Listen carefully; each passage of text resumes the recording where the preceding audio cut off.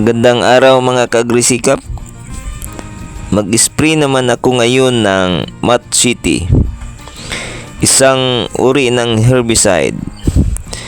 Sundan ko ng pag-spray ang kanilang pagtanim ng palay ko.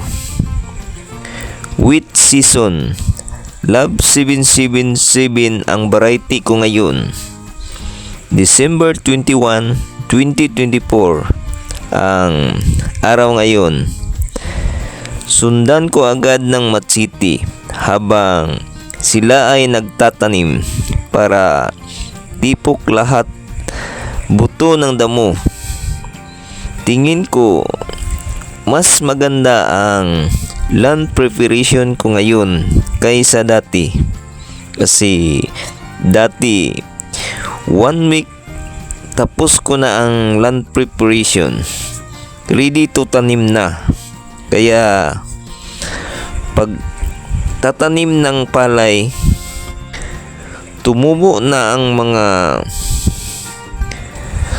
buto bago pa ako nag-matchite. Pero ngayon 3 days after ko na tinapos ang land preparation para di makapurma ang mga buto ng damo, at isprihan ko agad ng Mat City habang sila ay nagtatanim para hindi na ako maka follow up spray ng herbicide. Less gastos, hirap na, napakamahal pa naman ng mga herbicide ngayon. Tao lang ang nagtatanim ng palay ko ngayong season, mga kaagrisikap, kasi nasira ang transplanter machine ng aming kooperatiba.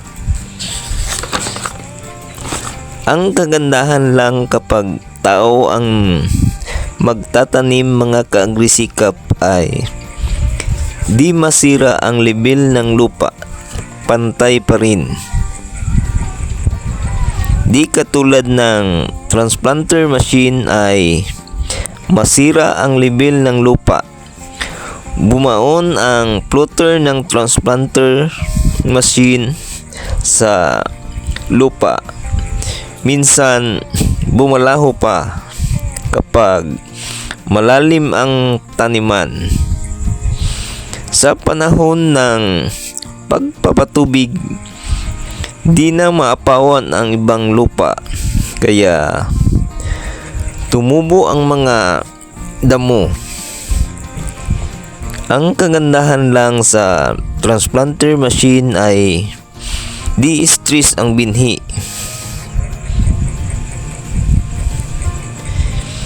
Ipakita ko sa inyo mga kaagrisikap ang resulta ng pag-spray ko ng Mat City ngayon.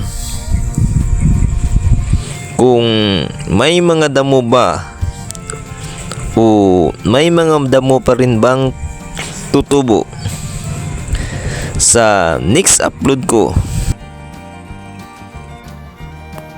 Hanggang dito na lang muna mga kaagrisikap. Hanggang sa muli.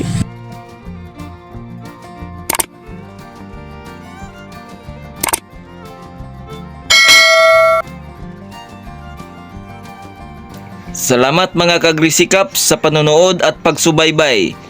Hanggang sa muli. Bye-bye.